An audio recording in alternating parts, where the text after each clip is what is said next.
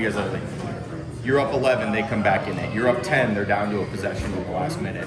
How were you guys able to pull this one out and see this one through at the end? When you struggled to do that at other times this year, what was different today? Just knowing what's at stake, and I think we did a good job of kind of keeping our composure today. We didn't get too radical, and we didn't let the game, momentum of the game kind of just favor on their side a little bit. They made a run, and we came together as a team. I think sometimes in previous games, we would come together, but I felt like we didn't really execute well. I think we did a good job of doing that towards the stretch, and we made a lot of great plays. And we had a lot of players that stepped up today, from Jay Witt to Ian to Drake. I feel like everyone just made like a lot of winning plays today that allowed us to go over the hump. When I talked to you Monday down at Clemson, I kind of got a vibe that the level of frustration had maybe gone past frustration for some of you guys, and you're kind of battling how to work through what you guys have been dealing with. So what happened between then and now that you guys came out with the kind of skip in your step that you had tonight? Not wanting to lose. I mean, we got 7 more games left, and we have another opportunity to make one last push.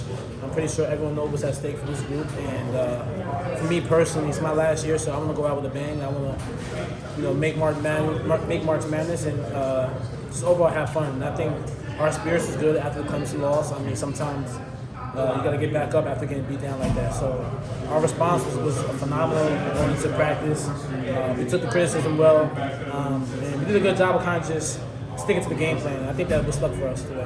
Well, you didn't practice Tuesday, so you went Yeah, back we're to off, practice. so Wednesday, Thursday, Friday. So Wednesday. So when you started Wednesday practice, was there something that Hubert did different? Was there something that you said? Because today was a big departure from what we'd seen lately. Our competitive spirit was there. Our last 3 days of practice have been the most competitive they've been all year. Both teams were getting after it, and that's what we needed. I think, Coach Davis came in with just a kind of just energy, but it wasn't just him. It wasn't just the coach staff. It was the whole team. And we wanted it more, and that's what our mindset and mentality got to be for the rest of the year. And I just think our preparation leading up to tonight's game was a big reason why we was able to kind of just be in there and stuck out a tough one. One more follow-up on that. You said for a while, you know what the stakes are. Mm-hmm. Do you think maybe it took Monday and what's transpired this week for maybe everybody to be on the same page, understanding the stakes, and you guys sort of played like that today? Did that fuel some of it as well? Yeah, I mean, I think the whole year, or just maybe the whole second half of the year, when things weren't going our way and we kind of put ourselves in a tough position, we knew it was at stake. But I feel like as of right now, we look at the calendar and we look at the rest of the games we have left. It's like, okay, we put ourselves in a position, but we can still finish out strong and make one last push. And that's how we're approaching it every day in practice. But just our preparation has been huge.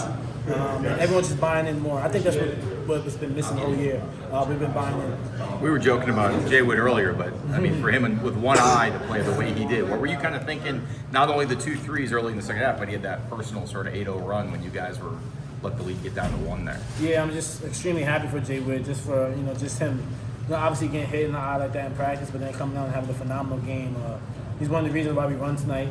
Like you said, making it 8-0 personal by himself was huge for him. He was aggressive, he was confident, and we want him shooting those 3. I'm telling you, you shoot 40%, shoot the ball when you're open. So I'm just happy for him overall. I think that just kind of boosts his confidence, and we're going to need more of that from him because he's a huge help for us. As a leader, do you kind of want to grab and be like, where's that Ben, man? I mean, yes and no. I mean, I think one thing about Jay Witt is just always make sure he stays balanced. I think sometimes he can be a little bit too hard on himself, and basketball's more like a mental thing. He's super talented, but just making sure that he's in the flow of the game, making sure that he's doing well.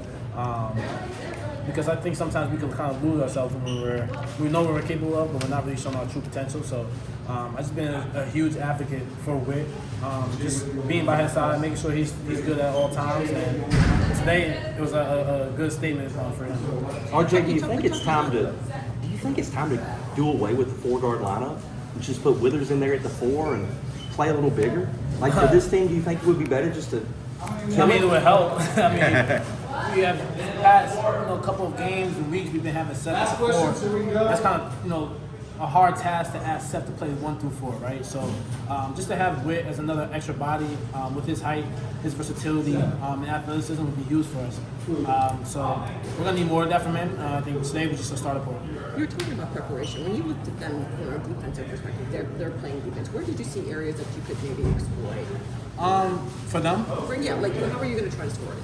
I think we did a good job of kind of just moving the ball around, and then their pick and roll defense, we knew they lacked in some areas, so we wanted to kind of exploit that, whether it's if they're heavy helping, or sometimes Eddie Lankin, their big, was kind of up on the drop. Sometimes he hedges and Right, sometimes so he doesn't. we advance the ball, and then either you got the roller guy or you got the skip pass. I think we did a good job of doing that, and I think we handled their 2-3 zone in the second half. We did a good job of doing that, kind of get the ball from the middle and then finding open shooters. So it was a good job for us. Thanks, RJ. Thanks, RJ.